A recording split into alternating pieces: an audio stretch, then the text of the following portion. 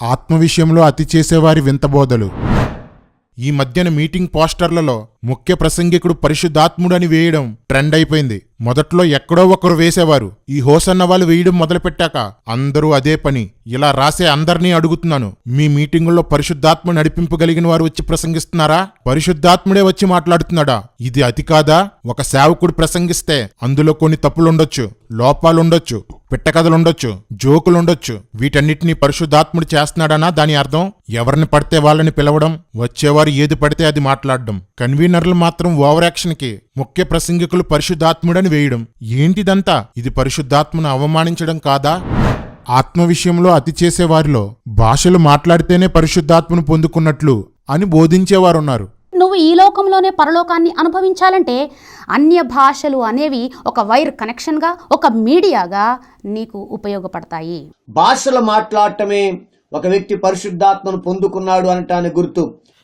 వీళ్ళు కూడా ఆత్మను పొందేసినట్టే అని ప్రధాన అపోస్తలుడు పేతురు దేన్ని బట్టి కన్ఫర్మ్ చేసుకున్నాడు అంటే, ఇప్పుడు నేను మాట్లాడకపోతే నాకు లేదండి, నన్ను ఎందుకు అడిగితే పేతురుని అడగవయా?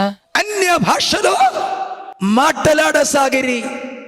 ఈ భాష ఉన్నవాడే సువార్త చెప్పాలి.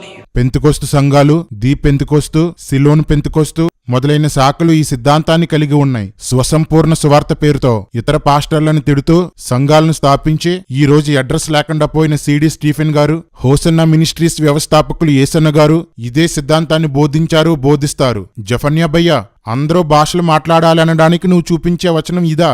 ఈ సంఘటన జరిగిన తర్వాత కదా కొరింథీ సంఘం స్థాపించబడింది.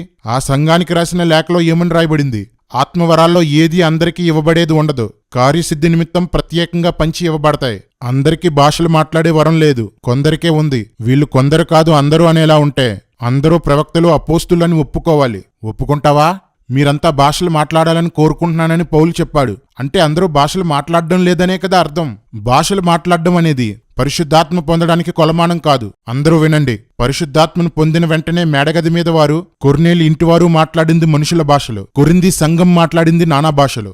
రెండూ వేరు. ఈ వరాలు, సూచనల్లో ఏది ఒకరిలో జరుగుతున్నా వాళ్ళు పరిశుద్ధాత్మను పొందుకున్నారనే అర్థం. భాషలు మాట్లాడితేనే గాని పరిశుద్ధాత్మను పొందినట్లు కాదు అని బైబిల్ చెప్పని సిద్ధాంతాన్ని ప్రవేశపెట్టడానికి మీరెవరు? వాక్యాన్ని ధ్యానించకుండా ఎవరో పెట్టిన సిద్ధాంతాలను పట్టుకుని వేలాడుతున్న మీలాంటి వాళ్ళ వల్లనే మీ సంఘాల్లో భాషల వరం లేనివారు కూడా వరం ఉన్నట్లుగా నటిస్తున్నారు. ఈ పాపం మీదే. మీరు చెప్తున్న సిద్ధాంతంలో ఉన్న లోపాలని ఎత్తి చూపుతూ అసలు వరాలే లేవని బోధిస్తున్నారు. ఈ పాపం కూడా మీదే.